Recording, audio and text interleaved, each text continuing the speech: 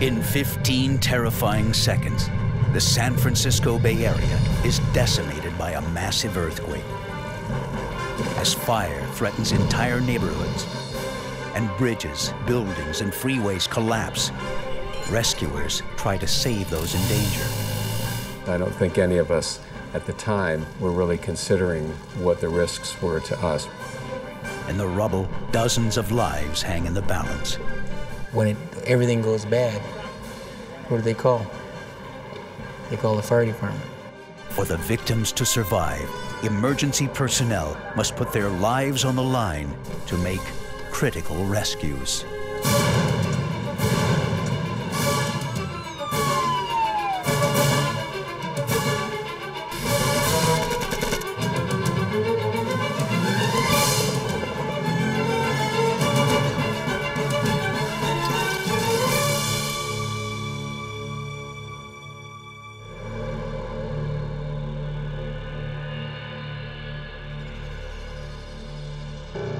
California's San Andreas Fault is the most studied fault line in the world. In September 1989, scientists from the U.S. Geological Survey detected a series of minor earthquakes.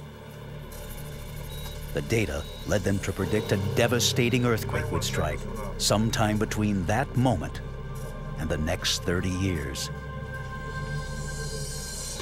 There was no way to predict the impending quake with more accuracy. Yes. It's not looking good. It was a threat people in the San Francisco Bay Area lived with every day, but rarely thought about. On Tuesday, October 17, 1989, most people in the region were thinking about the third game of the World Series.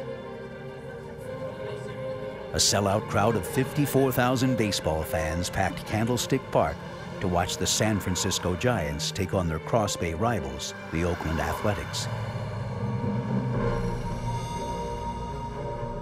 It was billed as the Battle of the Bay. Each city rooted for its home team. 23-year-old Treasure Island firefighter Tim Peterson was undivided in his loyalty. I'm an A's fan. And yeah, I've always followed the A's. I have no interest in the San Francisco Giants. Peterson was on his way back to the fire station after running an errand. Traffic on the Cypress Expressway and the Bay Bridge was unusually light. There was no traffic that day. It was because of the ball game. I definitely wanted to get back to work to watch the game. If all went well, Peterson might make it back for the opening pitch. Mom, I don't want braces. Kids will tease me. You're really gonna have a gorgeous smile. In Oakland, Petra Baruman drove her 10-year-old daughter Kathy home from the orthodontist. 8-year-old Julio shared the back seat with his sister. Up front, his mother and a friend listened to the game as they headed home on the lower deck of the Cypress Expressway.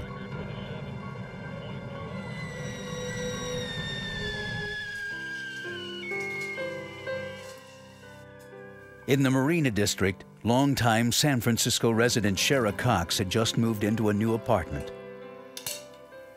Although she was still unpacking, she'd already set up her most prized possession, her baby grand piano. Misses outside, 2-1 the count.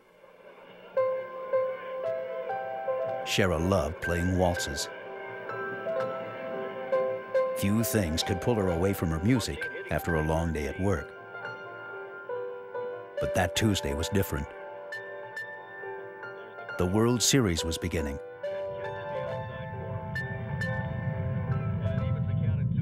And so was the Loma Prieta earthquake.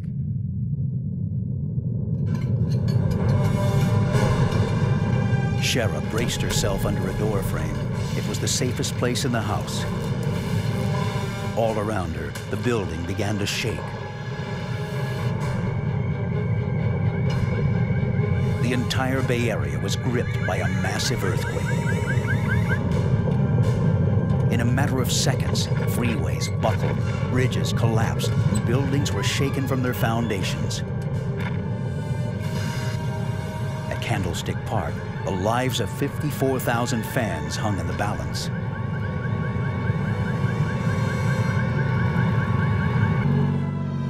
Tim Peterson was on the Cypress Expressway when the quake struck. It was like I'd hit something and I had 4 flat tires because the truck was just completely out of control. And that lasted for probably a second. And then it was complete black.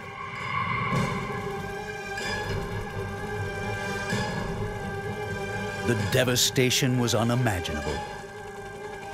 In 15 seconds, the 7.1 earthquake destroyed 1.5 miles of the double-decker expressway.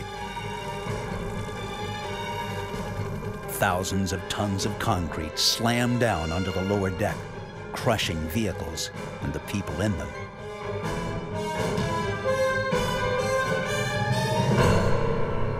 Julio and Kathy Baruman were trapped, along with her mother and her friend. The destruction was so fast and widespread that authorities had a hard time getting an accurate picture of the devastation. 911, San Francisco emergency. I need to know, I just heard that something happened to the Bay Bridge. I heard that too. I can't confirm it. Do you know if there was anything serious? My dad was supposed to be coming home. Honey, I'm not going to scare you. I don't know yet. All I heard is the upper deck collapsed. I don't know if it's true or not, okay? Okay. Authorities would soon confirm the quake had severed the main artery between Oakland and San Francisco, the Bay Bridge. 275,000 vehicles crossed the bridge each day. Now, a section of the upper deck had fallen onto the lower deck. About 4 seconds into it, we turned around because we were going to run for the playground, and we saw this go, and it just quietly collapsed. It was so eerie.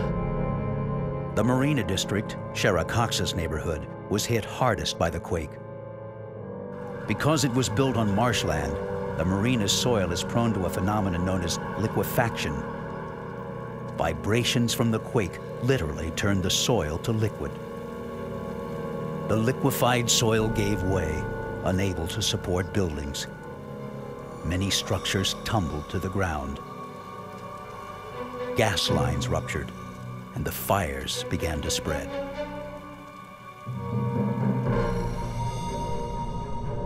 Shera Cox's building had collapsed. The top 3 stories crashed down on top of her, pinning her under a door.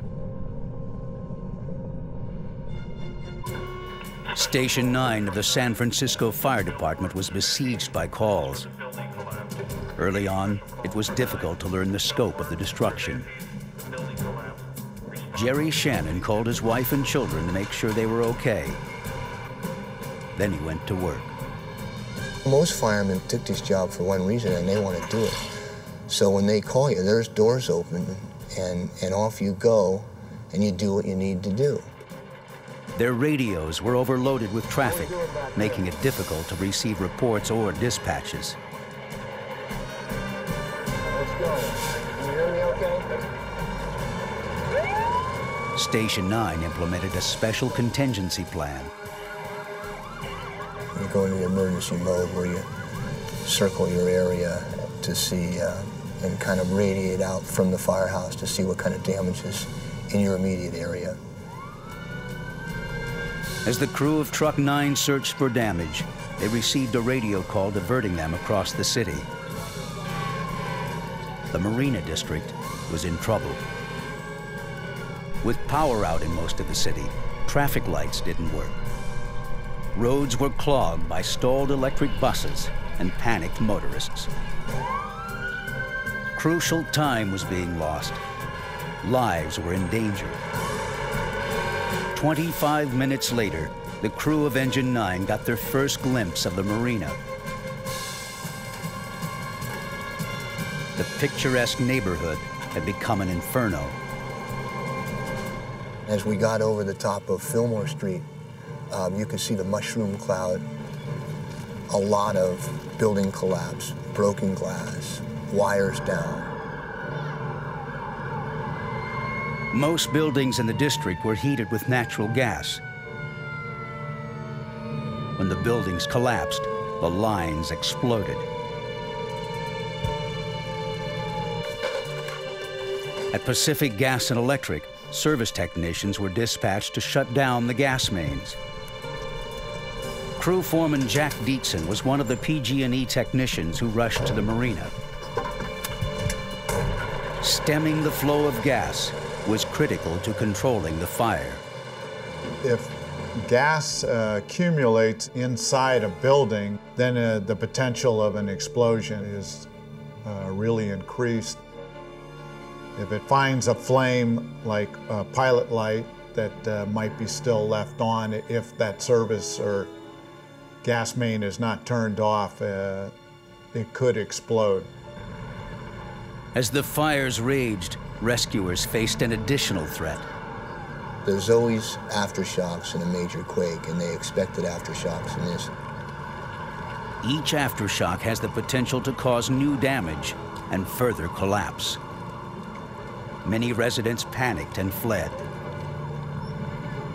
Others stayed behind to help reinforce buildings in case survivors were trapped inside.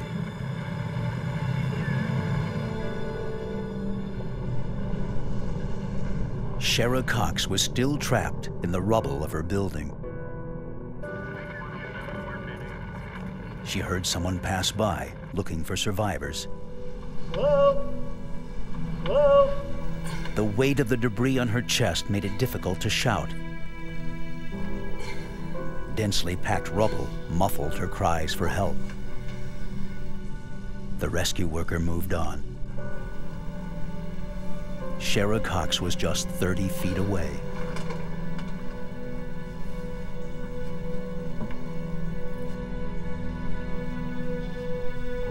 She had to find some way to get their attention.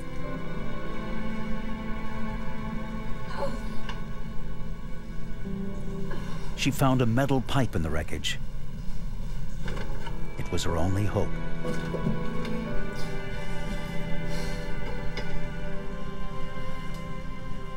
To keep the noise from sounding random, she added a distinctly human touch.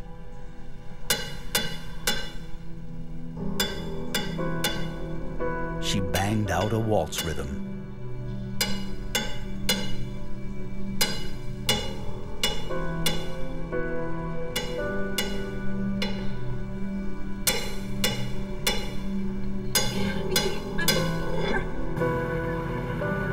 Outside the building, the fires were spreading. If someone didn't hear her soon, Shera would be burned alive. Across the bay in Oakland, Tim Peterson faced a similar fate. His truck had been crushed by tons of concrete from the upper deck of the Cypress Freeway. It was a miracle he was even alive.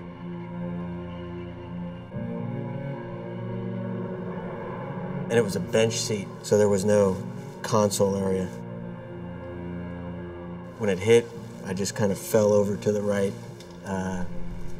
where the passenger would be. He had survived the catastrophe, but barely. He was now pinned onto the dash of his truck. His broken ribs punctured one of his lungs. With no sign of a rescue crew, Tim Peterson resigned himself to dying. I'd figured there were so many things wrong that, I was never going to survive through this thing. Peterson's fate was closely intertwined with that of Julio and Kathy Baruman.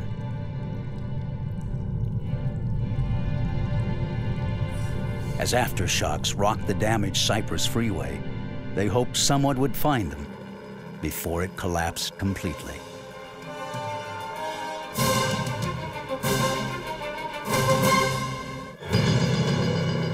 On October 17, 1989, the San Francisco Bay Area was hit by a massive earthquake. Freeways and bridges had collapsed. Buildings were leveled. Every emergency worker in the area was dispatched. But it wasn't enough. They were overwhelmed by the growing catastrophe. All over the city, citizens pitched in to help. In the Marina District, fires raged. To a veteran firefighter like Jerry Shannon, it was a worst-case scenario. In San Francisco, it's unique. Not just the capacity of the buildings, you know, the fuel load, they're all wood, they're right next door to each other. Multi-residential, 4- and 5-story wood buildings with no space in between. And a lot of them are older in the marina. They don't have sprinkler systems. And being fed by the gas, broken gas mains, this was a tinderbox. The firefighters needed to get water on the blaze before it spread through the entire district. They were pulling hose off and running down to the next block and the block after and hooking up, opening the hydrants, nothing. And there was just no water to be had. All the mains were broken. None of the hydrants worked. The fire crews would have to improvise. How about the Palace of Fine Arts and Lagoon down The museum was 4 blocks away. It had a small pond. The San Francisco Fire Department would bring water to the marina by any means necessary.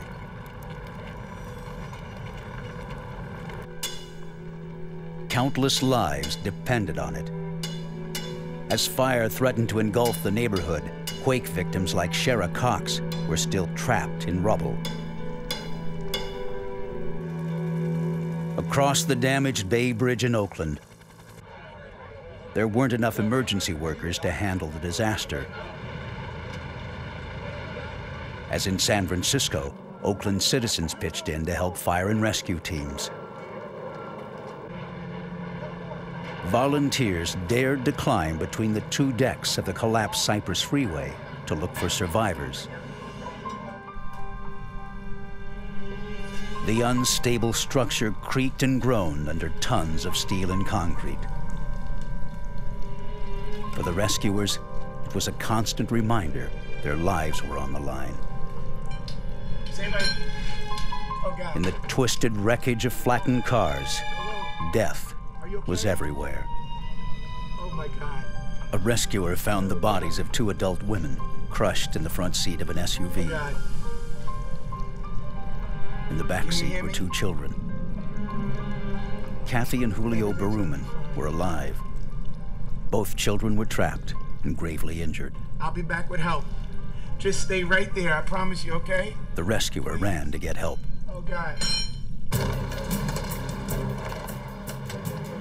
In San Francisco, firefighters rigged portable pumps to siphon water from a pond. It was a slow and time-consuming process, but it was their only option. They had a hose tender, which is loaded with portable hydrants, and large 5-inch line, supply lines, on their way out to the marina.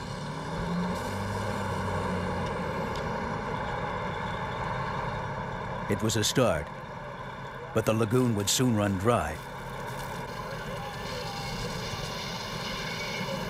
If they hoped to save the marina and find Shera Cox and the other survivors in time, they'd need more water.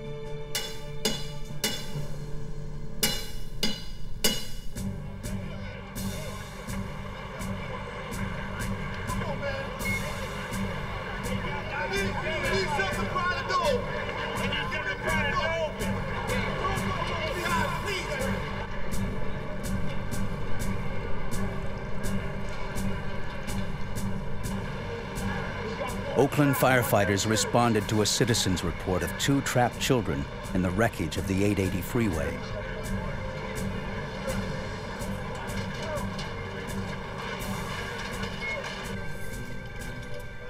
The rescuers crawled through the unstable structure. At any moment, an aftershock could send tons of steel and concrete crashing down on top of them.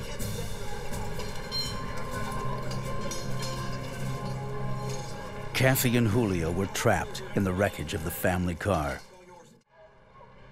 it would take hours of work to free them.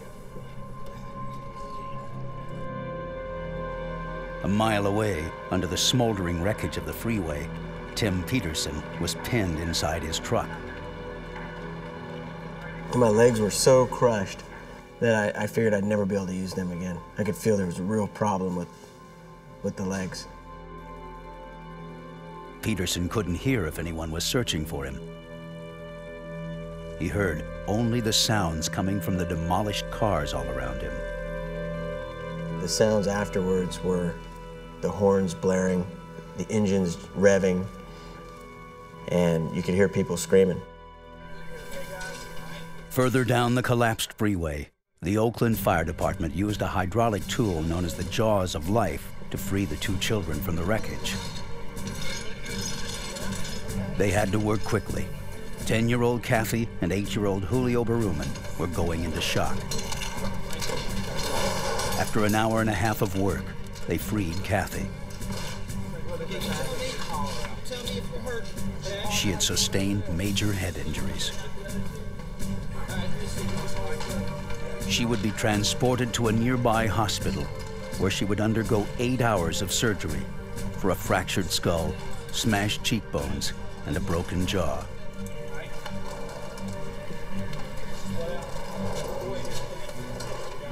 Her brother Julio's situation was more dire. His legs were pinned under the seats. His right leg was crushed. Firemen couldn't remove him from the vehicle. They needed a doctor if they had any chance of saving him. The staff of Oakland's Children's Hospital watched news reports of the Cypress Freeway collapse. Dr. James Betts, director of trauma services for the hospital, prepared for a busy night. So we readied ourselves to receive all of these patients, and over the course of the next hour, no one came. So we had no injured children, no injured adults, and yet we knew there were people who were trapped on this freeway. Dr. Betts phoned Oakland police and offered his assistance. They sent a car to rush him to the Cypress Freeway. In the Marina District, the fires began consuming structures near Shera Cox's collapsed apartment building.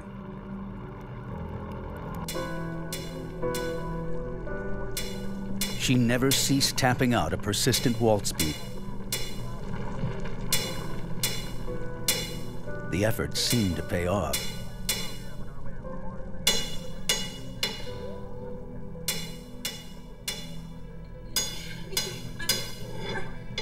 The man who heard the banging noise in the wreckage informed fire personnel. Yeah, I think there's something trapped in this building right up here. The smell of natural gas was overpowering. Anybody hear me in there? Jerry Shannon peered through the debris, looking and listening for any signs that someone could have survived the building's collapse.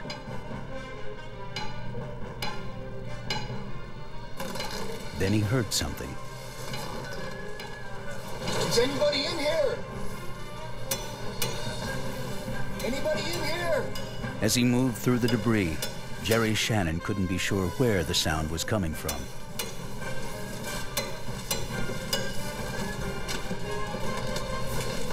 Anybody in here? I'm here.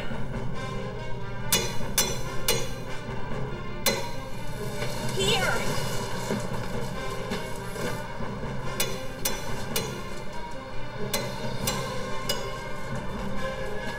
A series of wooden beams prevented him from going any further.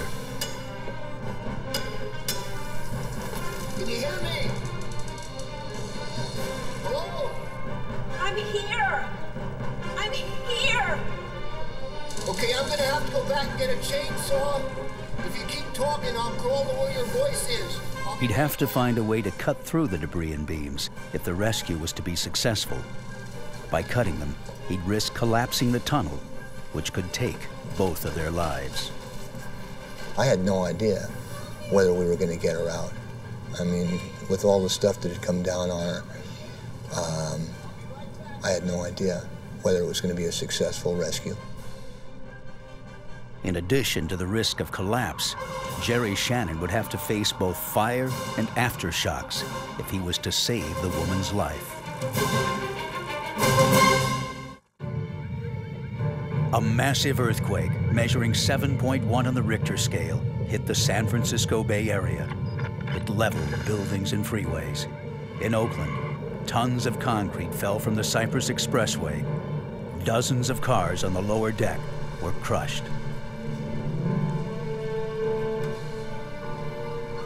An hour later, a volunteer crawled through the wreckage looking for survivors.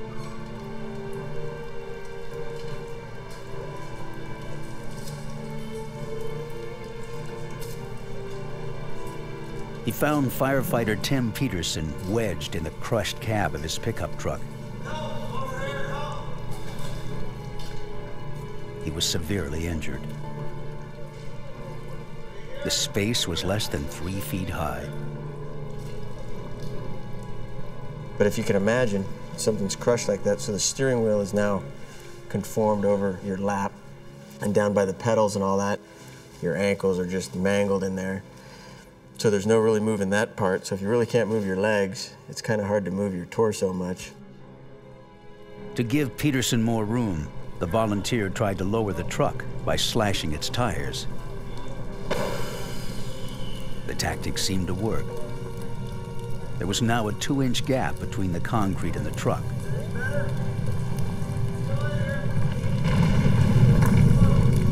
But after a few moments, the gap closed.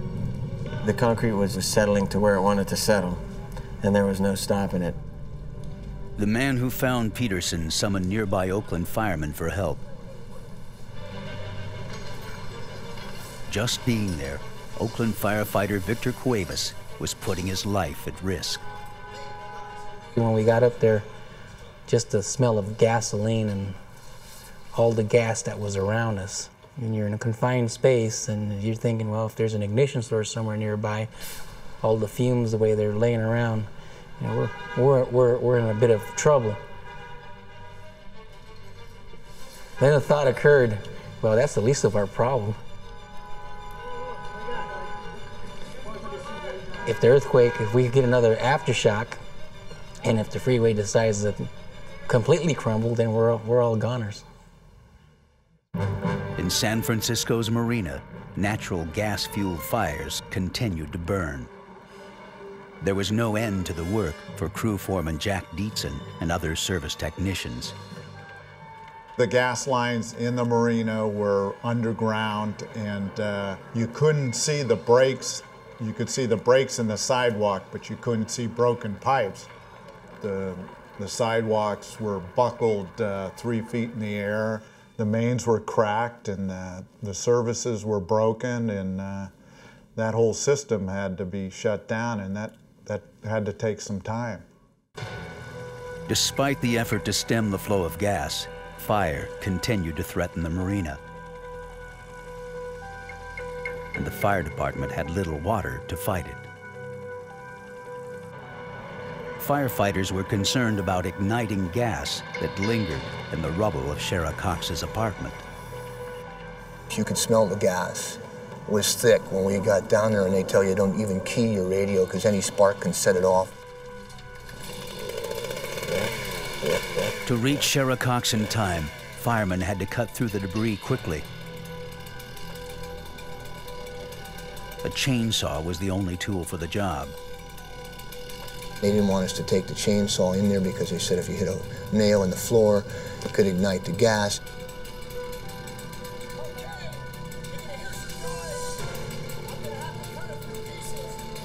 Jerry Shannon began the risky operation of cutting through the beams that prevented him from reaching Shera Cox. I was cutting little more than shoulder width sections out of the floor joists because the 3 floors that came down, the floor above Shera's apartment had these floor joists, and they were blocking the way. And I was passing the pieces that I cut back to the guys behind me. Even as he cut through the debris, Jerry Shannon couldn't be sure where Shera Cox was in the rubble. I followed her voice, and I was asking her, where were you when it collapsed? And she said, I was in the hallway. And I said, we're in relation, where's the hallway? And she was saying it's in the southwest corner, and I was just kind of crawling to where she was talking. And she hadn't seen the outside of the building. She didn't know it was 3 floors on top of her.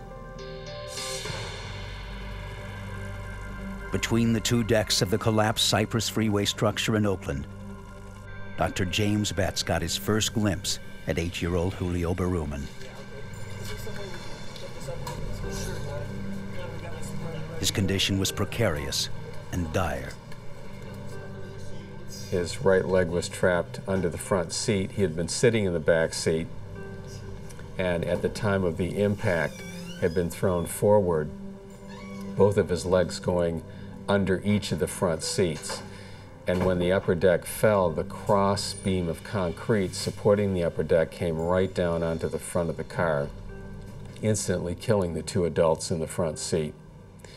So his right leg was crushed and trapped from his knee down. His left leg was pinned from his mid-hip down. Several large fans were brought in to reduce the sweltering 95-degree temperatures in the structure.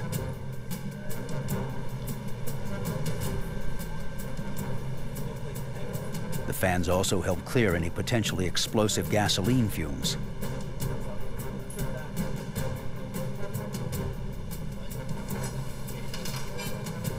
Firefighters worked frantically to free Julio's left leg. With Julio's right leg crushed under tons of concrete, Dr. James Betts would have to perform a heartbreaking task. I knew as soon as I saw him we would have to amputate his right leg at the level of the knee.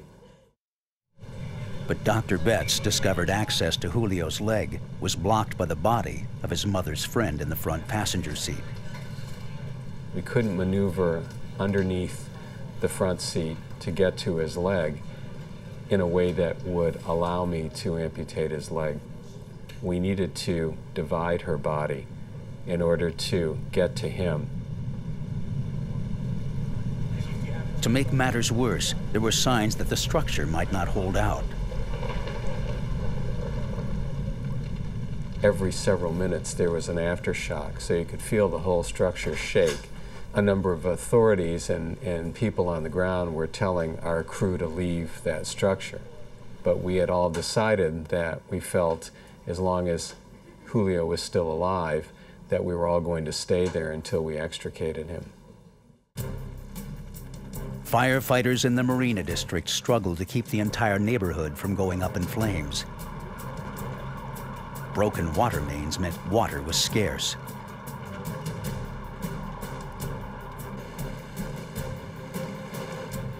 The department's Phoenix fireboat was called in to tap another water source, the San Francisco Bay.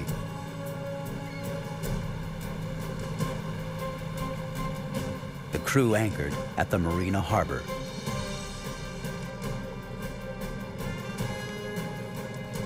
Hoses were run a half-mile to the neighborhood.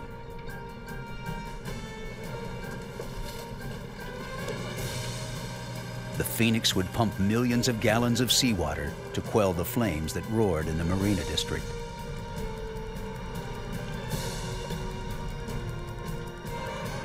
As Shera Cox lay trapped under 3 stories of rubble, the structure across the street from her burst into flames. Firefighter Jerry Shannon was cutting a tunnel through the debris. As he prepared to cut through the last beam, his chainsaw gave out. I'll tell you what, I'm right on. He'd have to leave her while he got another. See your hand. When I reach under, I'm going to patch this. He gave her his flashlight to assure her he'd be back. Take the light. But Shera Cox was terrified. She was still trapped, and the fires were closing in by the minute.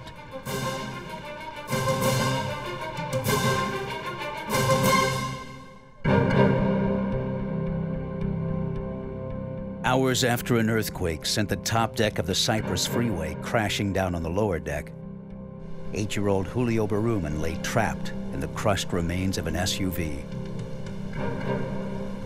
Dr. James Betts and Oakland firemen were faced with a gruesome task. To reach Julio's leg, they would have to cut the dead body in the front passenger seat in half. Aftershocks threatened to collapse the structure further. With the situation urgent, Dr. Betts needed a tool that could work faster than any surgical instrument.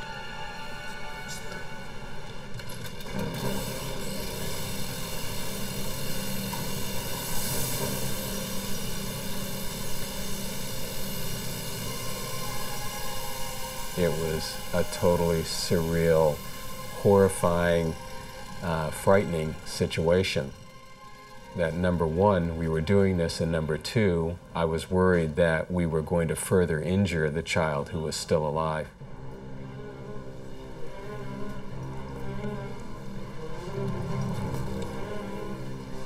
While the woman's body was being cleared from the vehicle, firemen successfully freed Julio's left leg.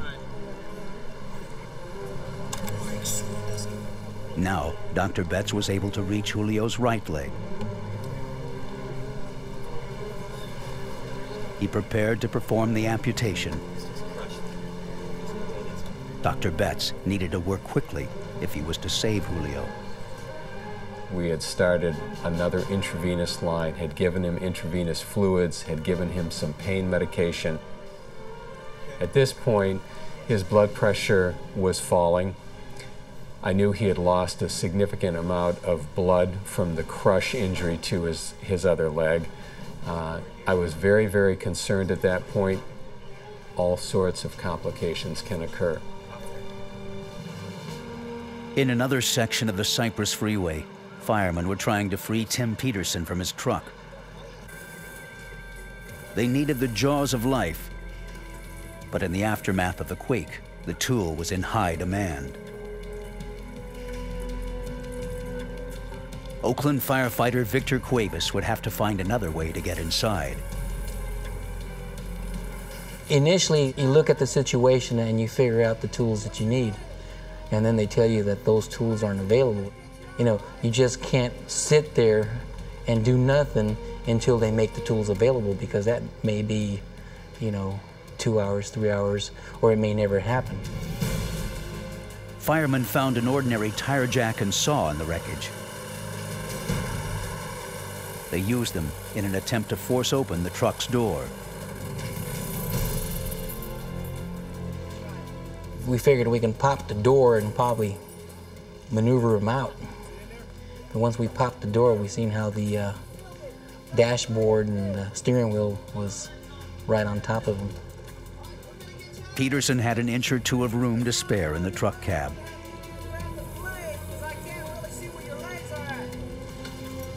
Tremors and aftershocks were threatening to eliminate even this meager space.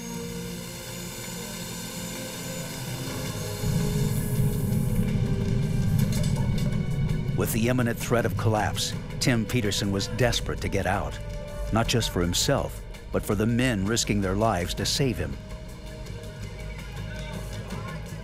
He suggested they amputate his legs. We just calmed him down and reassured him that we were going to get him out in one piece. That was our main objective, to get him out in one piece. A mile away, Dr. James Betts was amputating 8-year-old Julio Baruman's right leg. He used only local anesthesia, a shot of Novocaine into the boy's knee. Dr. Betts had to perform the operation while crouching. He could barely see what he was doing.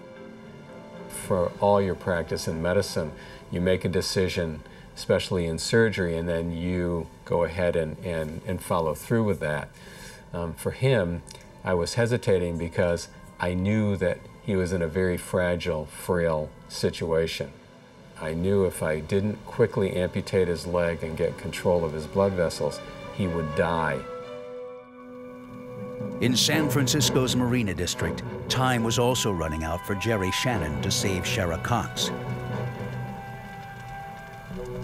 The building across the street was on fire, and ignited the debris of Shera's building.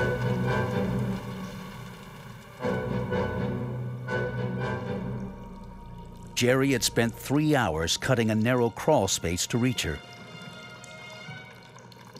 He couldn't see what was happening outside, but sensed imminent danger. Things got hotter and brighter.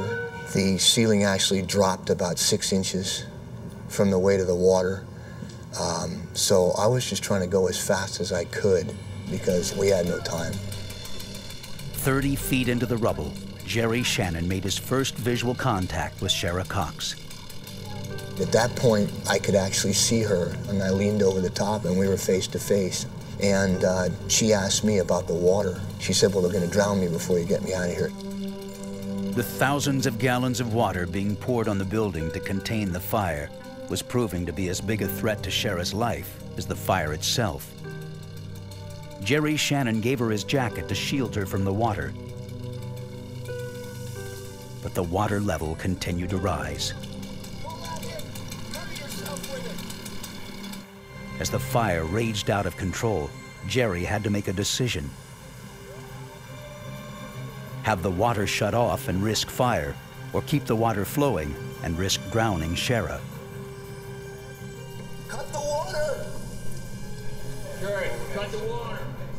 Cut the water! He ordered the water shut off.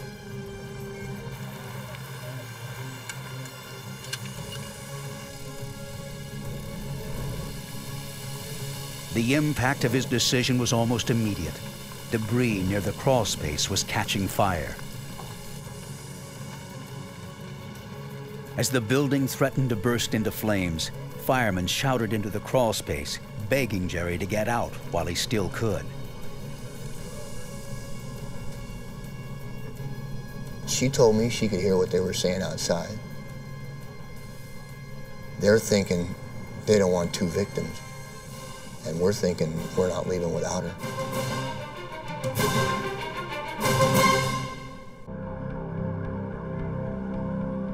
Hours after a 7.1 earthquake hit the San Francisco Bay Area, fires were consuming 2 structures next to the collapsed building where Shera Cox lay trapped under 3 stories of rubble. With the building about to be consumed by flames, fireman Jerry Shannon refused to give up. After nearly 3.5 hours, Jerry Shannon had at last reached Shera Cox. But he couldn't budge the door on top of her. A heavy beam made it impossible to move. There was a bunch of stuff on top that I said, I'm gonna have to cut the door in half. So I took the chainsaw, and as I started to cut the door, she said, hold it, this is me under the door. Put my hand under the door so I could feel the heat of the blade coming through. So as I cut through, I could feel the splinters coming down, and she had about 1 inch or 2 buffer between the door and her body. And her eyes were as big as silver dollars.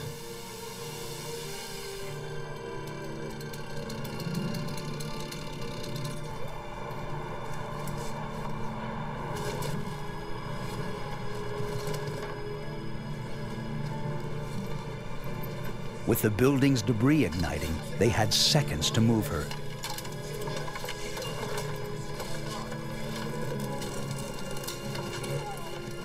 Hang with us. Get out of here.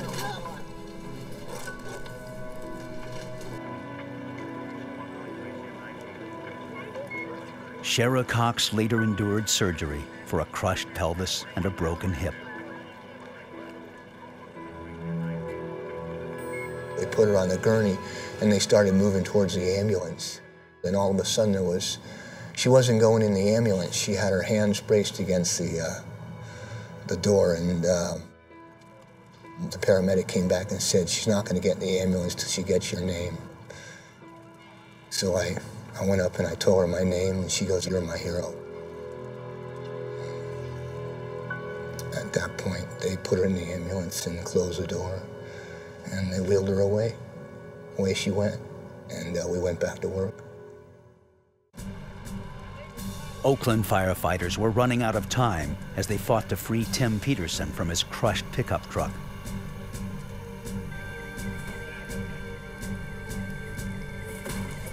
Finally, they were able to push the dash back and widen the cab's crushed metal.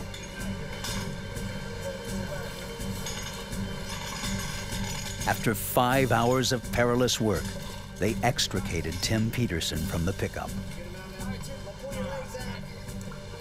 We strapped him down to the backboard and moved him down via that platform that they had there at the structure down to the ambulance where they immediately took him to the hospital.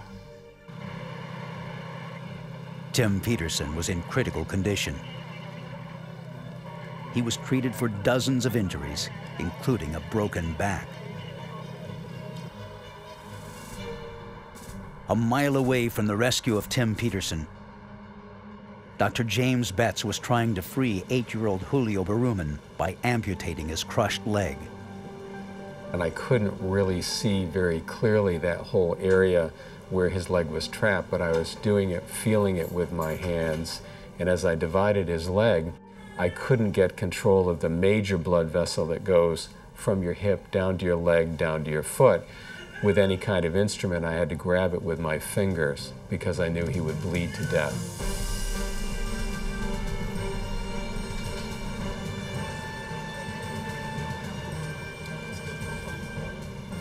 And as we pulled him back out of the car, I was able to clamp all these blood vessels off and wrap his leg up as best I could in a bandage.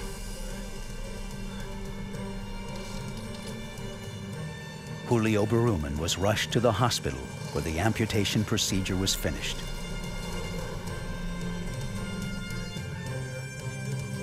In all, Julio would endure over 40 operations. He was later fitted with a prosthetic limb.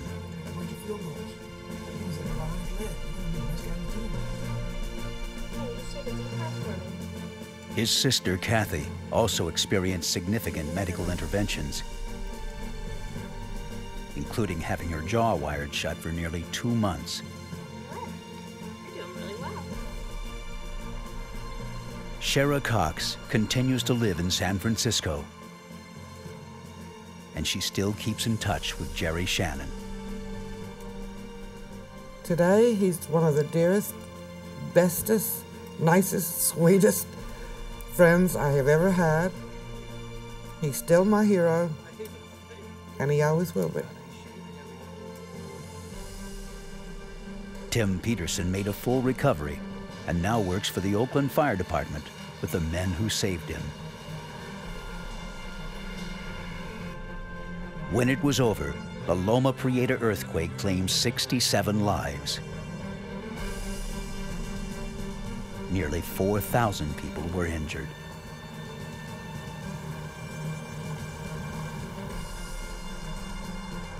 The third game of the 1989 World Series was eventually played.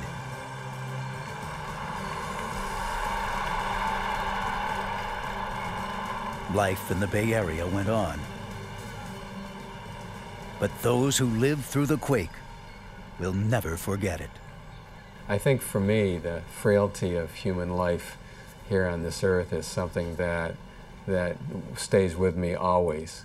To think that nature could reach up and grab mankind by the nape of the neck and shake everything around, not only destroying all of these structures that we built, highways and buildings that are to last forever.